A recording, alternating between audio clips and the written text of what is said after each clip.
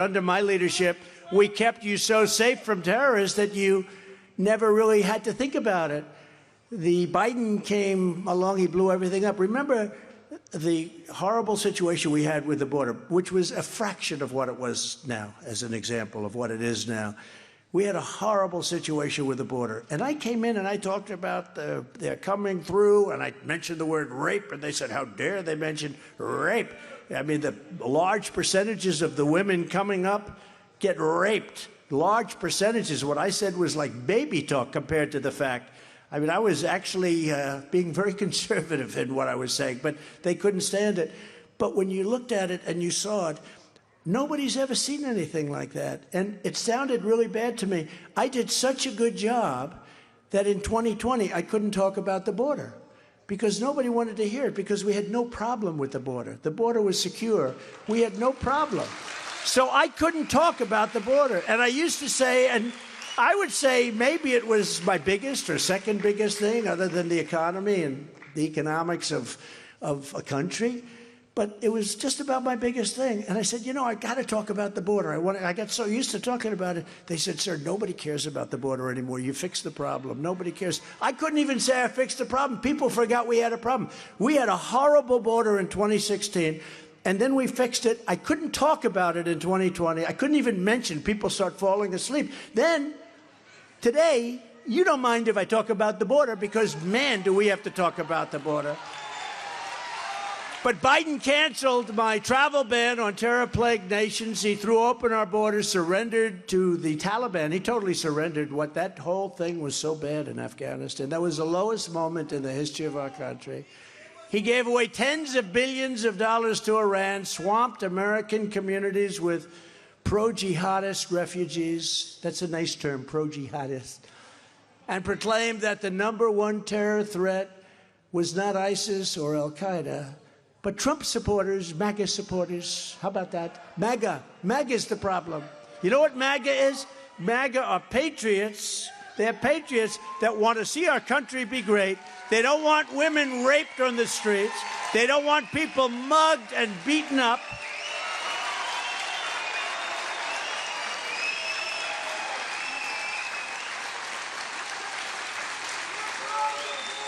And they're the people you see at school board meetings begging for sanity in our schools. It's an incredible thing. I watched Biden with that one, remember, with the red background, looked like the devil. He had that horrible, I don't know, whoever his set designer, the same set designer does the same set of him on the beach. Somebody thinks he looks good on the beach. I don't think so. He hobbles over, he grabs the chair. You know, those chairs are meant so a child can pick them up. They weigh like 4, they're incredible. You can pick them up like this. He or she just kind of walking around. And then he sleeps on the beach all day long. And we have potentially World War III going on. It's horrible. It's horrible to watch. It's horrible to see. But he made that speech with that horrible red background. That background might have been worse than the beach. That was a horrible, nasty background. And he talked about MAGA, MAGA, MAGA. And if I would have said, what does MAGA stand for? He has no idea. Make America Great Again, right? He has no idea. If I would say, what does MAGA stand for, Joe? You know what he'd say? And then some guy like Chris Wallace would cut you off if it's a debate.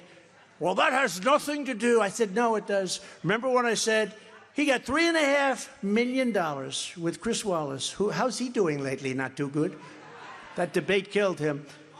But what happened is, I said, how come he got $3.5 million cash from the mayor of Moscow's wife?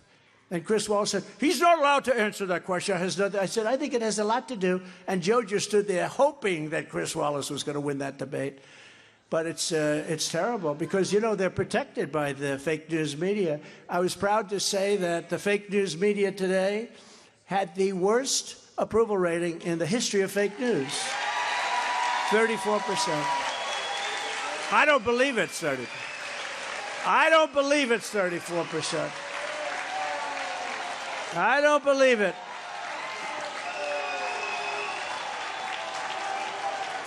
No, I don't believe it's 34%. There's a lot of cameras back there. It's amazing what ratings do, isn't it? They don't want to cover me.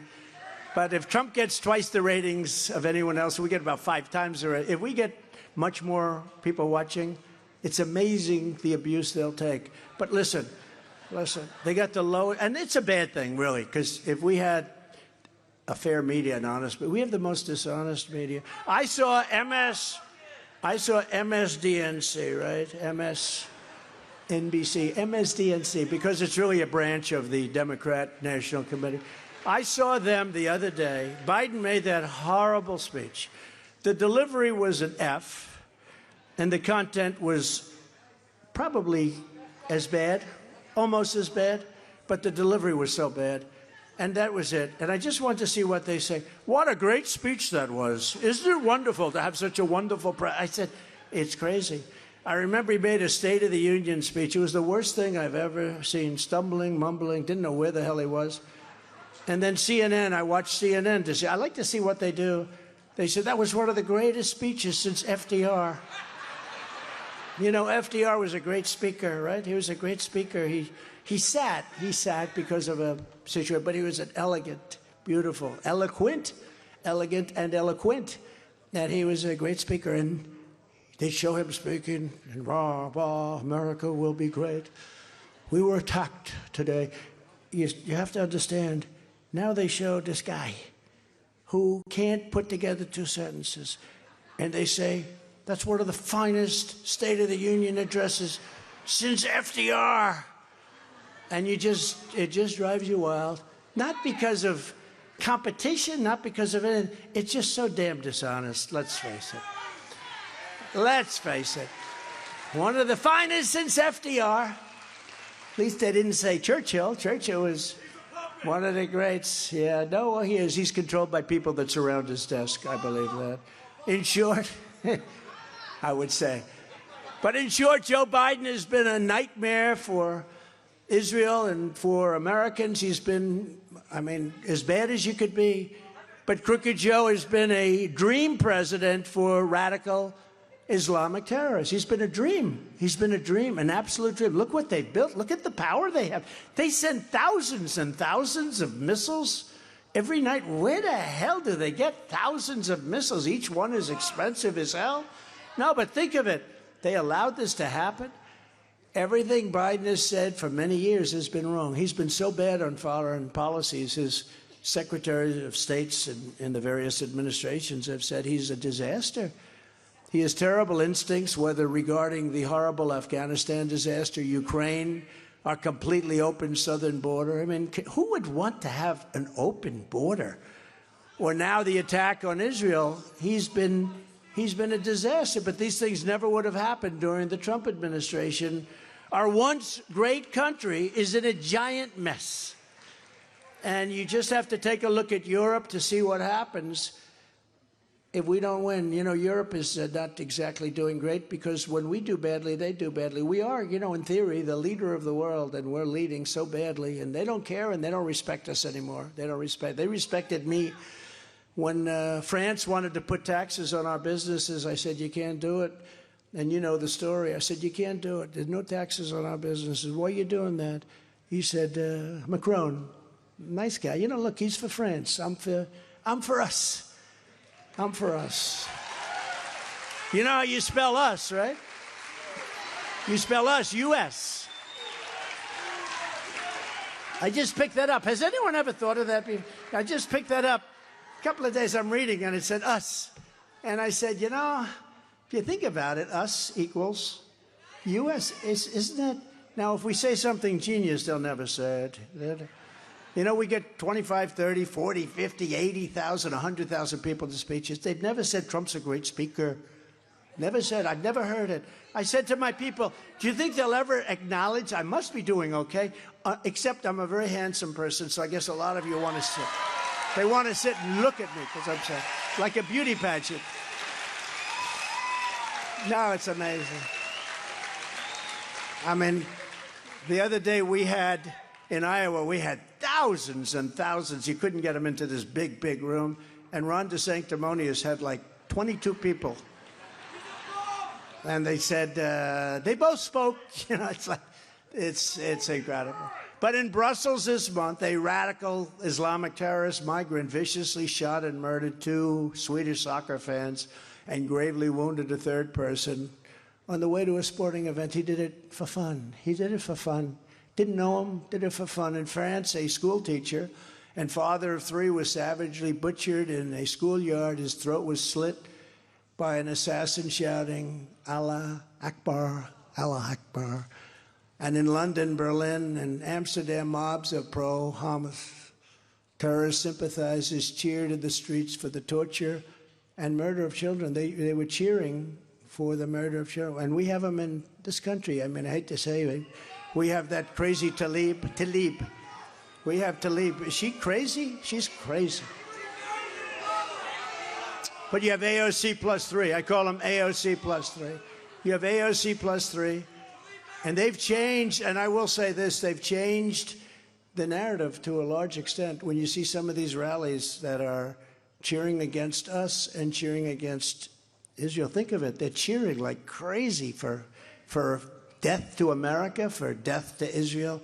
And you wonder what happened to our country over the last 15 years. Very dangerous. This is the sickness and depravity that Joe Biden and his open borders maniacs want to bring to America, and we will not let them do it. We're going to close it up, and we're not going to let them. And if you want to come into the country, you can, but you have to come in legally. You have to come in legally. A vote for Crooked Joe is a vote to turn the United States into a hotbed of jihadists and make our cities into dumping grounds, very much resembling the Gaza Strip. Have you been to the Gaza Strip? A vote for President Trump is a vote to secure the border, and it's a vote to keep radical Islamic terrorists the hell out of our country.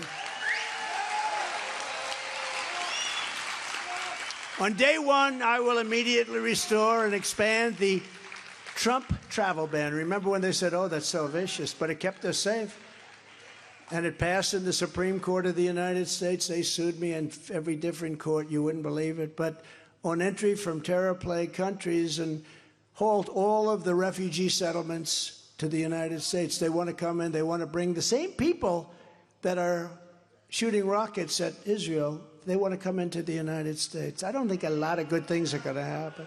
And I will implement strong ideological screening of all immigrants. If you hate America, if you want to abolish Israel, if you don't like our religion, which a lot of them don't, if you sympathize with jihadists, then we don't want you in our country, and you are not getting in, right?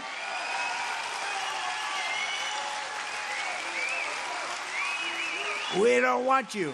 Get out of here. You're fired.